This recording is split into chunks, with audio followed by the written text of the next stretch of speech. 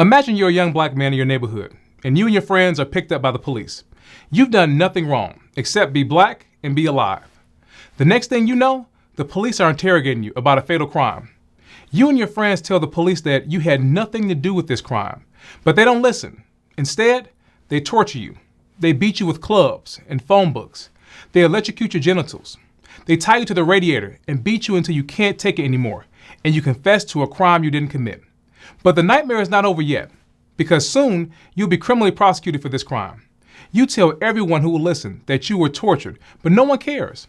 You later find out that what happened to you happened to dozens of other black men.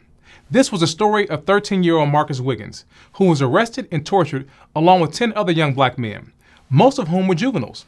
Each of them was beaten and electrocuted into confessing to a crime that they did not commit, all because of one man, Jon Burge. He was the infamous Chicago police commander who employed torture to get black men to falsely confess to crimes that they didn't commit. Jon Burge and his crew of corrupt officers are responsible for the torture of over 100 black men from the 1970s to the 1990s.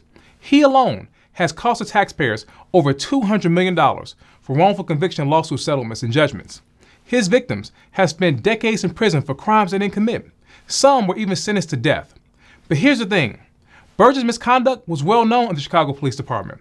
Everyone turned a blind eye to what he was doing, all because his victims were black. Burge joined the police department in 1969 after returning home from his tour of duty at a prisoner of war camp in Vietnam. Burge and his midnight crew, as they were often called, were known for having a high clearance rate for serious crimes.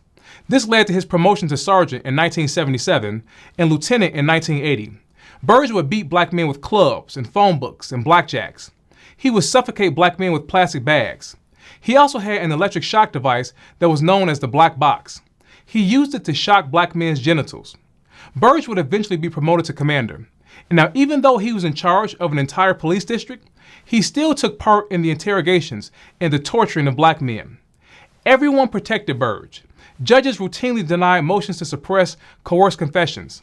Sometimes, Burge's victims would come to court from a beating and be visibly injured to the point where they had to be treated at the hospital before the court hearing could proceed. And still, nothing happened.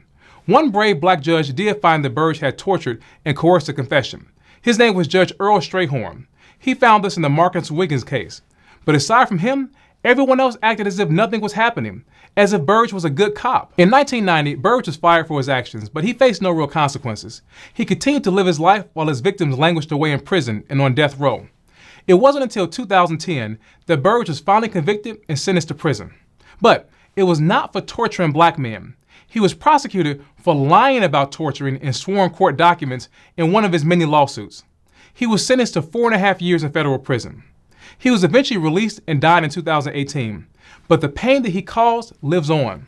Burge and his crew's victims include Marvin Reeves, who spent 21 years in prison, Anthony Holmes, who spent 30 years in prison, L.C. Riley, who spent 20 years in prison, Stanley Howard, who spent 16 years in prison, Daryl Cannon, who spent 24 years in prison, Jackie Wilson, who spent 36 years in prison. There are so many more that I didn't mention. And as horrific as this sounds, what's even worse is that the city of Chicago is still defending lawsuits associated with Burge.